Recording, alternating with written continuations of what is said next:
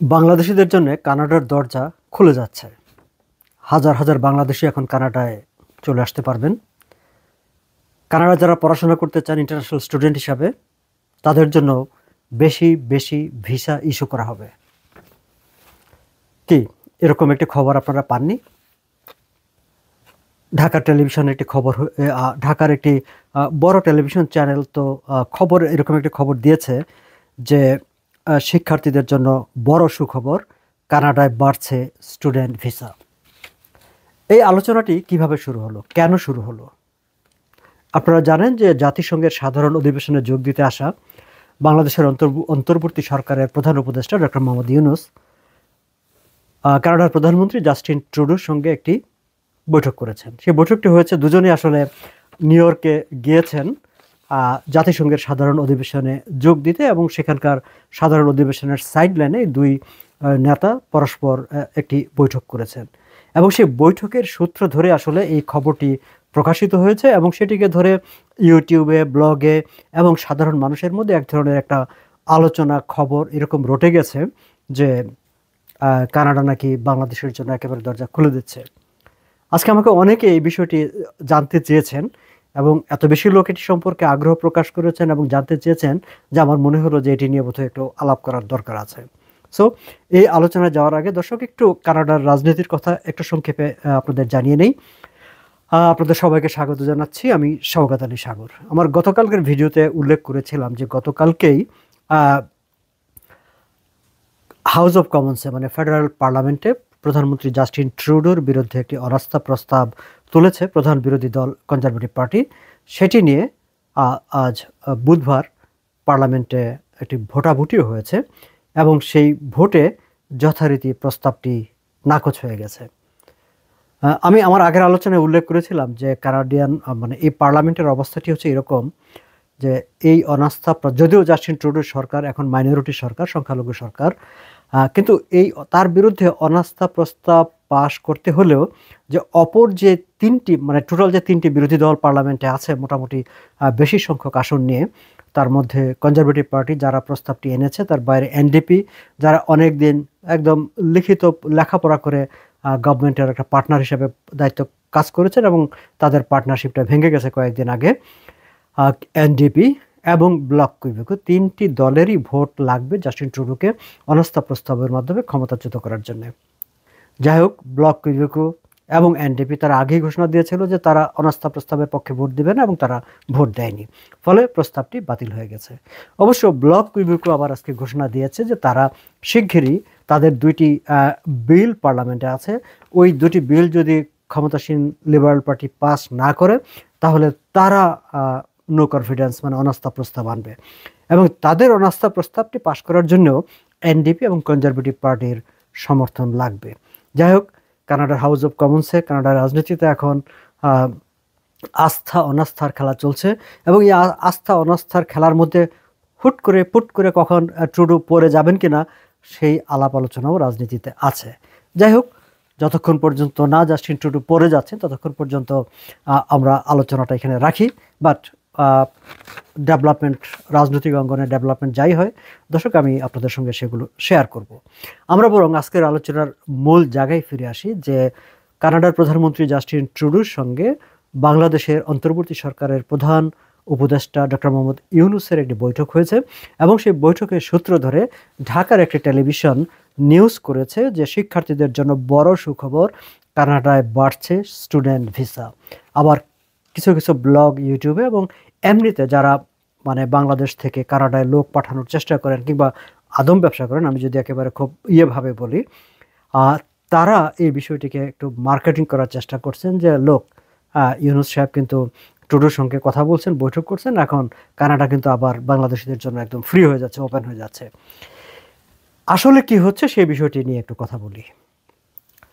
Canada কি করবে সেই আলোচনায় যাওয়ার আগে দুই নেতার মধ্যে কি আলোচনা হয়েছে আমরা সেদিকে একটু খবর দিই। আমি ঢাকার পত্রিকাগুলোতে নজর রেখেছিলাম বা পড়ার চেষ্টা করেছি যে আসলে কি আলোচনাটা হয়েছে।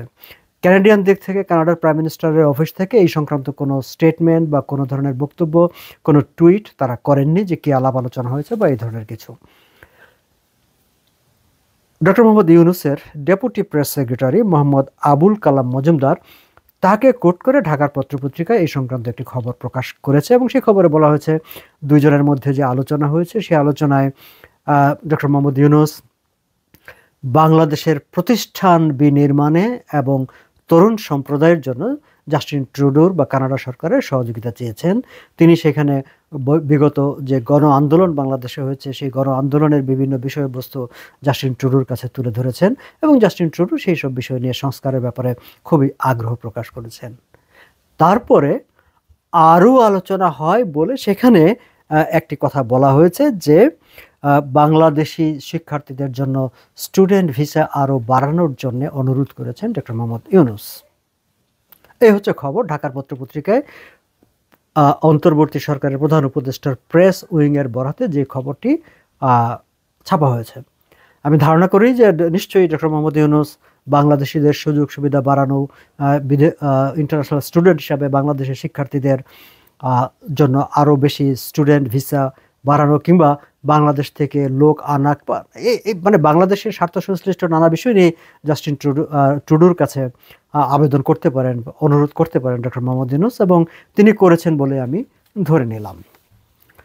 এবার আমরা একটু তাকাই যে কানাডার লোক নেওয়া না নেওয়ার জায়গাটা আসলে স্টুডেন্ট ভিসা বাড়ানোর বা কমানোর সেই জায়গাটা আসলে এখন কোথায় আছে। আমরা জানি যে গত জানুয়ারি মাস থেকেই কানাডা ইন্টারন্যাশনাল স্টুডেন্টদের উপর এক ধরনের খড়গ চালানোর চেষ্টা করে যাচ্ছে। তারা প্রথম 35% মানে একটা রিডাকশান করে নিয়ে এসেছিল আগের জায়গা থেকে, এবং মাত্র কয়েকদিন আগে আরও 10% ইন্টারন্যাশনাল স্টুডেন্টের ভিসা পারমিট যে করবে সেটি তারা কমানোর ঘোষণা দিয়েছে। অর্থাৎ কানাডা এখন অন্যান্য সময় যে পরিমাণ স্টুডেন্ট নিত, ইন্টারন্যাশনাল স্টুডেন্ট নিত, তার চাইতে তারা এখন অনেক অনেক কমিয়ে নিয়ে এসেছে। অর্থাৎ তারা এখন আর বাড়ানোর জায়গায় নেই। এখন কোনো একটি পার্টিকুলার দেশের জন্য কি কানাডা স্টুডেন্ট কিংবা কোনো কোথাও বিশেষ কোনো প্রোগ্রাম নিতে পারে? হ্যাঁ, ইন্টারন্যাশনাল স্টুডেন্টদের জন্য আলাদা একটি প্রোগ্রাম আছে, যে প্রোগ্রামে আমাদের প্রতিবেশী পাকিস্তান, ইন্ডিয়া, তারা প্রায় সবাই আছে, কিন্তু বাংলাদেশ নেই। বাংলাদেশকে অন্তর্ভুক্ত করা নিয়ে অনেক আলাপ আলোচনা হয়েছে, কিন্তু সেটির কোনো অগ্রগতি হয়নি। কিন্তু ডক্টর মোহাম্মদ ইউনূসের আলোচনায় সেই বিশেষ প্রকল্পটি ছিল, তেমন কোনো কথা খবরে উল্লেখ করা হয়নি। ইন জেনারেল স্টুডেন্ট ভিসা বাড়ানোর প্রসঙ্গ এসেছে। কানাডা এই মুহূর্তে স্টুডেন্ট ভিসা কমাচ্ছে, ফলে স্টুডেন্ট ভিসা তারা যে বাড়াচ্ছে না সেটি আমরা জানি। এবং গত পরশু দিনই কানাডার ইমিগ্রেশন মিনিস্টার মিস্টার মিলার, তিনি গ্লোবাল নিউজের একটি জনপ্রিয় অনুষ্ঠান ওয়েস্ট ব্লকে তিনি অ্যাপিয়ার করেছিলেন। সেখানে তিনি কথা বলেছেন মার্সিডিস স্টিফেনসনের সঙ্গে। মূলত ইন্টারন্যাশনাল স্টুডেন্টদের অবস্থা নিয়েই সেই আলোচনাটি হয়েছে। সেখানে তিনি একটি ভিন্ন রকমের তথ্য তিনি প্রকাশ করেছেন। তিনি বলছেন যে কানাডায় ইন্টারন্যাশনাল স্টুডেন্ট হিসাবে যারা পড়তে আসেন তাদের মধ্য থেকে ফার্স্ট ইয়ারেই কিংবা ফার্স্ট ইয়ার শেষ করেই মানে অ্যাসাইলাম আবেদন করার, মানে কানাডায় রিফিউজি ক্লেম করার সংখ্যাটা বেড়ে গেছে, এবং এই ট্রেন্ডটাকে তিনি বলছেন খুবই অ্যালার্মিং, অত্যন্ত আতঙ্কজনক তিনি বলছেন। এবং পরবর্তীতে গ্লোবাল নিউজ একটু হিসাব নিকাশ করে, মানে কানাডা ইমিগ্রেশনের সঙ্গে বা রিফিউজি বোর্ডের সঙ্গে যোগাযোগ করে তারা একটা হিসাবও দিয়েছে। চলতি বছরের 2024-এর 31 আগস্ট পর্যন্ত এই প্রথম 8 মাসের একটা হিসাব তারা দিয়েছে যে 8 মাসে 13,000 ইন্টারন্যাশনাল স্টুডেন্ট তারা রিফিউজি ক্লেম করেছে কানাডায়।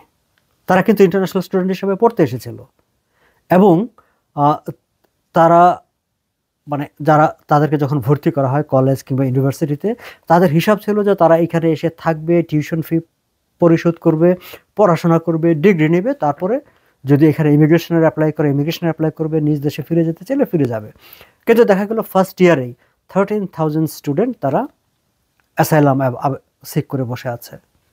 এবং ইমিগ্রেশন মিনিস্টার বলছেন যে তারা আসলে এই যে ইন্টারন্যাশনাল স্টুডেন্ট প্রোগ্রাম, এই প্রোগ্রামটাকে অনেকেই, সবাই না, কেউ কেউ, তিনি বলছেন যে অনেকে এটাকে মানে একটা ব্যাকডোর এন্ট্রি ইন্টু কানাডা, পেছনের দরজা দিয়ে কানাডায় ঢুকে যাওয়ার একটা সুযোগ হিসাবে ব্যবহার করছেন, যেটি mister mark Miller, immigration minister, তিনি বলছেন we need to stop this fraudulent activities. তিনি এই শব্দটি ব্যবহার করেছেন, যেটা ফ্রডুলেন্ট। তিনি বলছেন যে এই যে ইন্টারন্যাশনাল স্টুডেন্ট স্টাডি পারমিট এবং এই প্রসেসের মধ্যে একটা ফ্রডুলেন্ট একটা অ্যাক্টিভিটিস সেখানে মানে হচ্ছে, এবং যেই কারণে তিনি বলছেন যে এই ফ্রড ডিটেকশন, তিনি এই শব্দটি ব্যবহার করেছেন। খেয়াল করবেন যে একদম শুরুতেই ইন্টারন্যাশনাল স্টুডেন্ট হিসাবে যারা আসে সেখানে ফ্রড ডিটেকশন করার জন্য তারা এখন নানা রকম পদক্ষেপ নিচ্ছেন, এবং ইতিমধ্যে তিনি বলছেন যে তার ডেপুটি মিনিস্টারকে তিনি নির্দেশ দিয়েছেন যে সাম্প্রতিক সময় কিংবা পিছনের যেই মানে স্টাডি পারমিট প্লাস অন্যান্য যে ভিসাগুলো ইস্যু হয়েছে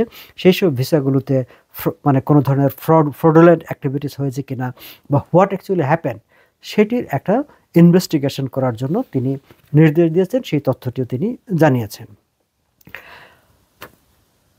গ্লোবাল নিউজ একটা যে তথ্যগুলো সংগ্রহ করেছে তাতে দেখা যায় জানুয়ারি থেকে অগাস্ট 31 পর্যন্ত মোট 1,19,895 জন, এটি কিন্তু মাত্র 8 মাসের পিছনের না, গত বছরের না, 2024-এর অগাস্ট 31 পর্যন্ত 1,19,895 জন বিশ্বের বিভিন্ন দেশ থেকে আসা মানুষ কানাডায় রিফিউজি ক্লেম করেছে, অ্যাসাইলাম আবেদন করেছে।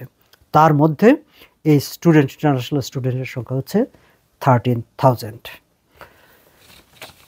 এই যে 13,000 যারা অ্যাসাইলাম আবেদন করেছে, রিফিউজি ক্লেম করেছে, তাদের সবারই কি কানাডায় রিফিউজি ক্লেম অ্যাকসেপ্টেড হবে? তাদের অ্যাসাইলাম আবেদন কি অ্যাকসেপ্টেড হবে?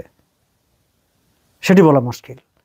তবে ইমিগ্রেশন মিনিস্টার যে কথাটি বলেছেন, তিনি বলেছেন এই যে আবেদনগুলো যারা করেছে তাদের অধিকাংশই false, less credible asylum claim. তারা বলছেন যে এই ক্লেমগুলো হচ্ছে false claim and less credible, যার কোনো ক্রেডিবিলিটি নাই, অর্থাৎ বিবেচনা করার কোনো কারণই নাই। তার মানে কি দাঁড়াচ্ছে? তার মানে হচ্ছে যে এই যে 13,000 ইন্টারন্যাশনাল স্টুডেন্ট যারা অ্যাসাইলাম আবেদন করেছে তারা আসলে সিস্টেমটাকে একটা বার্ডেনের মধ্যে ফেলে দিয়েছে, এবং অন্য যারা জেনুইন ক্লেমেন্ট যারা তাদেরকেও একটা লেন্দি প্রসেসের মধ্যে ফেলে দিয়েছে, গভর্নমেন্ট রিসোর্সের একটা অপচয়ের মধ্যে ফেলে দিয়েছে। সো এই সব কিছু মিলিয়ে কানাডা এখন ইন্টারন্যাশনাল স্টুডেন্টের ব্যাপারে অনেক অনেক কনজারভেটিভ, অনেক তারা একেবারে মানে চুজি। সো এটুকু ভাববার কোনো কারণ নাই যে কোনো পার্টিকুলার কোনো দেশের জন্য বা ইন জেনারেল স্টুডেন্ট ভিসা বাড়িয়ে দেবে, সেটি ভাববার কোনো কারণ নাই। বা তাহলে কি অন্য কোনো প্রোগ্রামে কানাডা মানে বাংলাদেশের জন্য সুযোগ করে দিবে বা অন্য কোনো দেশের জন্য কোনো সুযোগ করবে, সে আলোচনাটাও নাই। আমরা জানি যে কানাডা তার যে টোটাল পপুলেশন, সেই পপুলেশনটাকে কমিয়ে আনার জন্যেই international student, visitor visa, all other like the temporary মানে ফরেন টেম্পোরারি ওয়ার্কার, এই সব কিছুতেই এক ধরনের মানে স্কুইজ করে আনা, কমিয়ে আনার জন্য নানা রকম তারা কর্মসূচি নিয়েছে এবং নিচ্ছে। আমরা যদি পপুলেশনের দিকে তাকাই, পপুলেশনটাও কিন্তু কানাডা মানে এই যে সেকেন্ড কোয়ার্টার যেটা গেল, সেকেন্ড কোয়ার্টারে গিয়ে আগের মানে বছরের তুলনায় মানে যে গ্রোথটা বেশ একটুখানি কমে এসেছে। যাই হোক, বাট যেই গত 8 মাসের বা সেকেন্ড কোয়ার্টারে যদি বলি, সেকেন্ড কোয়ার্টারে যে প্রায় 2,40,303 জনের মতো মানে যে পপুলেশন বেড়েছে, এর প্রায় পুরোটাই হচ্ছে আসলে ইন্টারন্যাশনাল মাইগ্রেশন, মানে international student, visitor, temporary foreign worker, এইভাবে এসেছে। এবং এই যে এই সংখ্যাটা আসলে কানাডা কমাতে চাচ্ছে। ফলে সামগ্রিকভাবে আমি মনে করি যে আপনারা যারা মানে কানাডায় আসার চিন্তা করেন বা মানে পরিকল্পনা করেন, নিশ্চয়ই কানাডার যেসব একেবারে নিয়মতান্ত্রিক জেনুইন যে প্রক্রিয়াগুলো আছে সেই প্রক্রিয়াগুলি অবশ্যই অনুসরণ করবেন, এবং সেটি জানার জন্য অবশ্যই কানাডার যে ওয়েবসাইটে আপনারা বিস্তারিত তথ্য পাবেন। এর বাইরে লাইসেন্সড ইমিগ্রেশন কনসালটেন্ট অথবা ইমিগ্রেশন লয়ার, যার সঙ্গে আপনি কথা বলবেন, আপনি জেনে নেবেন, যাচাই করে নেবেন whether that person is licensed or not. Unlicensed কারোর সঙ্গে যদি কোনো ডিল করেন সেটা আপনাকে নিজ দায়িত্বে করতে হবে। পরামর্শ নিতে চাইলেও সেটি আপনাকে নিজ দায়িত্বেই তাদের পরামর্শ নিতে হবে। সো লাইসেন্সড কোনো ব্যক্তির কাছ থেকে যদি আপনি পরামর্শ নেন তাহলে আপনি প্রতারিত হবেন না, সেটি মোটামুটি অ্যাটলিস্ট আপনি আশ্বস্ত থাকতে পারেন। যাই হোক, তবে এইটি হচ্ছে বাস্তবতা, যে আজকে আমাকে অনেকে যেইভাবে ইনকোয়ার করছিলেন যে কানাডা কি বাংলাদেশের জন্য আলাদা করে কোনো প্রজেক্ট নিচ্ছে কিনা, হাজার হাজার লোক বাংলাদেশ থেকে চলে আসতে পারবে কিনা, জাস্ট মানে ডক্টর মোহাম্মদ ইউনূস এবং ট্রুডোর মধ্যে যে বৈঠক হয়েছে সেই বৈঠকের কারণে বিশেষ কোনো ঘটনা ঘটছে কিনা, যারা জানতে চেয়েছেন তাদেরকে বলি যে এই সময়টায় এই ধরনের মানে বৈঠক কিংবা এই ধরনের বৈঠককে ঘিরে যারা আপনাদেরকে প্রতারণা করে, মানুষকে প্রতারণা করে, তারা নানা রকম ফুলানো ফাপানো ভুল তথ্য দিয়ে মানুষকে প্রলুব্ধ করার চেষ্টা করে। কাজেই সেই সব ভুল তথ্যে, ফুলানো ফাপানো তথ্যে প্রলুব্ধ হবেন না। ভালো থাকবেন সবাই। ধন্যবাদ সবাইকে।